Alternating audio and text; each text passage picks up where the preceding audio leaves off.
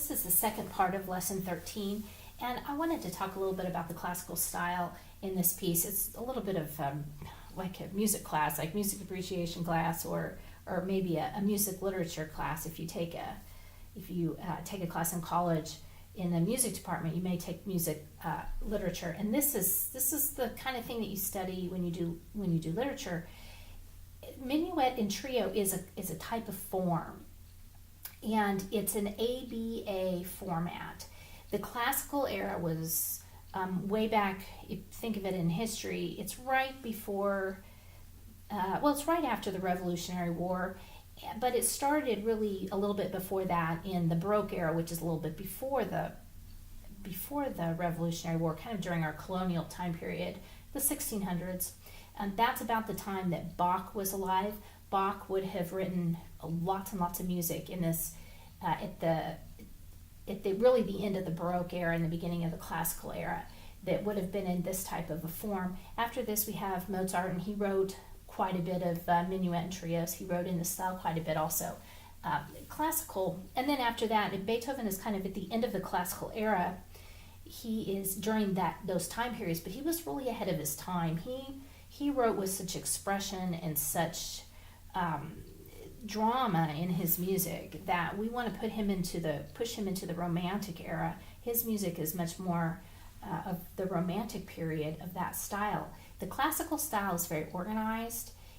There's a lot of repetition. You're going to see tons and tons of these repeat signs, and it's in a very specific format. If somebody were hired to play music for, I don't know, some kind of evening, some party or something, you'd have your musicians come and they would play their chamber music, and not a full orchestra, but quite a few of them together. And the only way that they could really memorize huge pieces of music to play for hours and hours was to put lots of repeats in. And the minuet and trio form is a way to add lots and lots and lots of repeats. And the musicians would know exactly where to go next. They would know where they were in the piece and what they're supposed to go back to playing. I think one of the most famous pieces from the classical era is Bach's Minuet in G. Whoops, and I have my earphones in. Here we are. Does this sound familiar?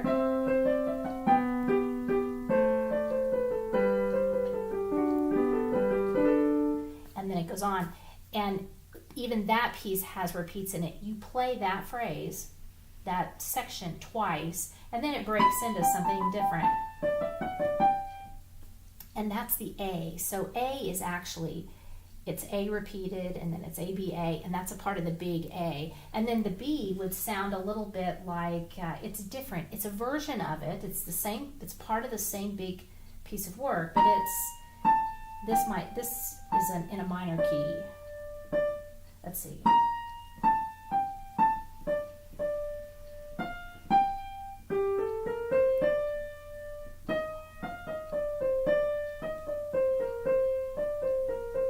So it sounds a little bit like the beginning. I can hardly remember it without the music.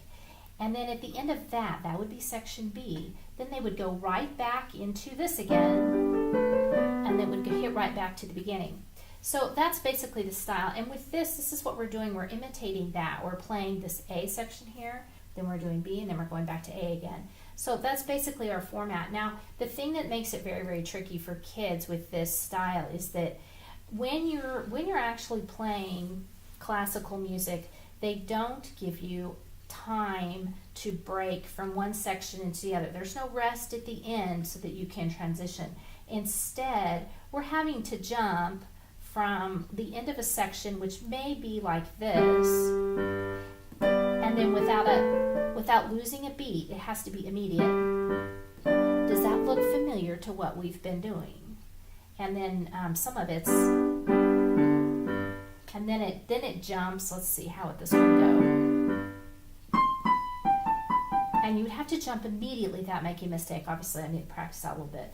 And there's no rest in here. And so the reason why we've been doing a lot of jumping around in this previous book is so that we can prepare for this. Because when your child starts to do some real music, they are going to be jumping without any pause at all. So it has to be absolutely seamless. So that's the form that we're working on. Another thing that happened in the classical period is that this music was written on a harpsichord, and a harpsichord sounds like this.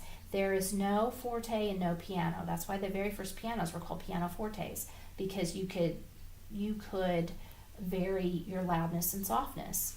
But when Bach was writing this, it all sounded like this.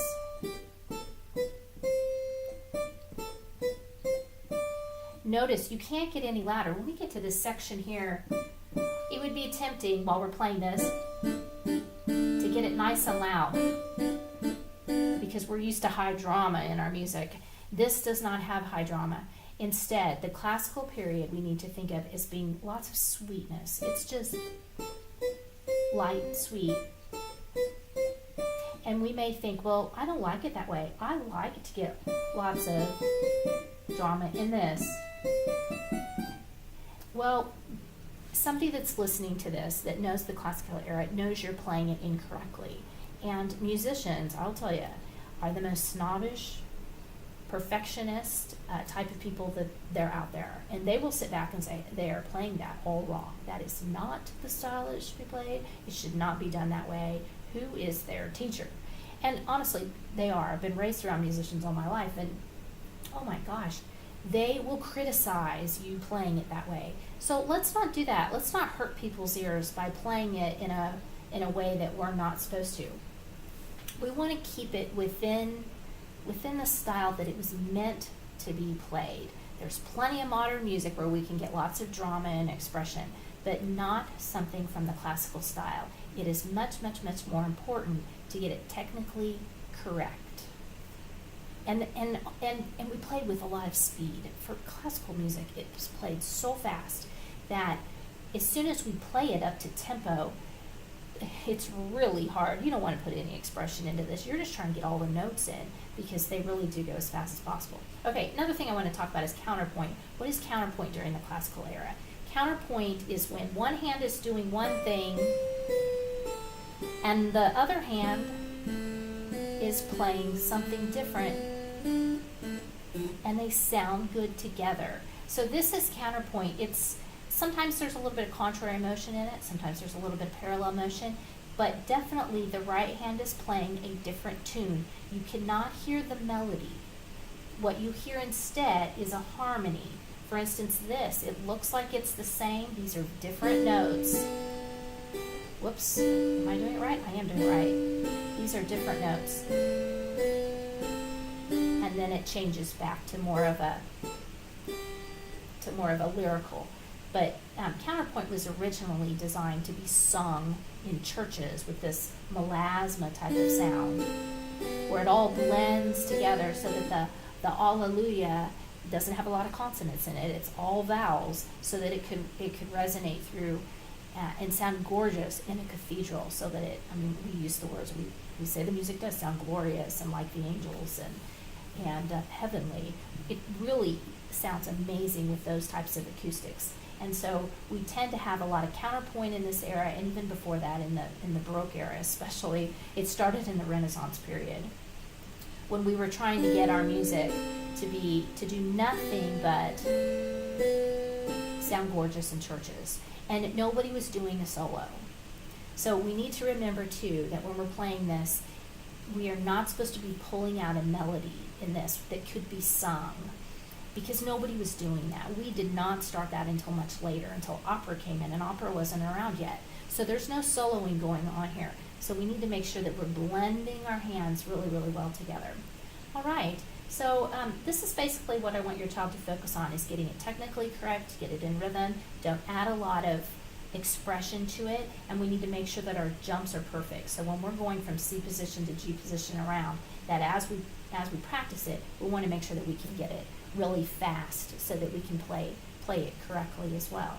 And once we finish the method books, that's generally the point when we're towards the end of the method books that you start learning some basic, like First Lessons in Bach is a very, very, very popular book that every music teacher, every piano teacher tells you to go out and get.